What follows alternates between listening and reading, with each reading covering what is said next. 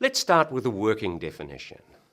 Let us say that education is the social institution that guides the communication of knowledge, skills, cultural norms, and values in society. What are we to make of this? Well, the first thing I would note is that there is nothing in that definition that restricts us to thinking about education solely in terms of the big system that most of us understand it to be. That is the big system of schools, professional teachers, classrooms, and a huge bureaucracy to back it up. It is certainly the case that throughout this subject, this will be the model of education we will be addressing most. However, we do need to be aware that traditionally, children acquired the knowledges that they needed through participating alongside adults in daily activities, or from sitting at the feet of elders, listening to stories that contain traditional wisdom. In the contemporary world, we are told that we have to be lifelong learners, so that education is a process that takes place not just in the formal institutions of schooling, but throughout all the areas of our daily life. Second, I referred to education as a social institution. What is this? When sociologists refer to social institutions, they are basically talking about established sets of norms, that is, formal rules and informal rules, that allow social life to be more regular and predictable. Think about the vast number of people who you interact with, many of whom are strangers, on a daily basis throughout the course of a year. Many of these people you rely on to assist you in carrying out your course of action. Others you rely on to not actively obstruct you.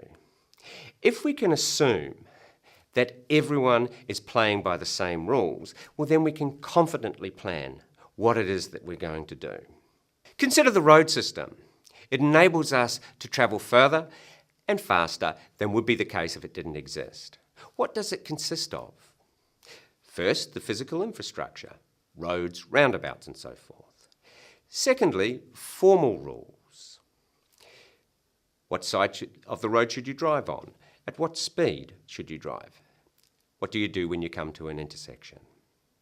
Then there are the host of informal rules. Using your indicators to communicate with people, to let them know what your intentions are. Matters of courtesy, allowing people to merge in traffic. If we didn't have these rules, the roads would be far less safer places to drive. Indeed, you would be a fool to venture out onto them. Third, education's tasks are cultural. It's about guiding the communication of knowledge, skills, and so forth. It's not the only social institution that does this. Religion has done it traditionally, so does the family. Nowadays, the media is very important in this regard. But it is an institution that is specifically set aside for this purpose. Through this guidance, education tries to ensure that by the time young people transition into adulthood, they are equipped with all of the knowledge that they need to go on in the world, and also an understanding of how to behave appropriately in their dealings with others. Why set up an institution specifically for cultural communication? Because we're cultural animals. Other animals certainly have culture, and they do teach their young. However, culture is far more important for human beings. We can witness the importance of culture in the sheer diversity among humans. While we're all biologically similar, we have the same physical needs to feed, to shelter, to clothe ourselves. We all have a need to express ourselves and to find company. The way we go about fulfilling those needs is incredibly diverse. and that is put down to culture. Why is culture so important to human beings? A big question. One of the answers that has been given to this question comes from philosophical anthropology.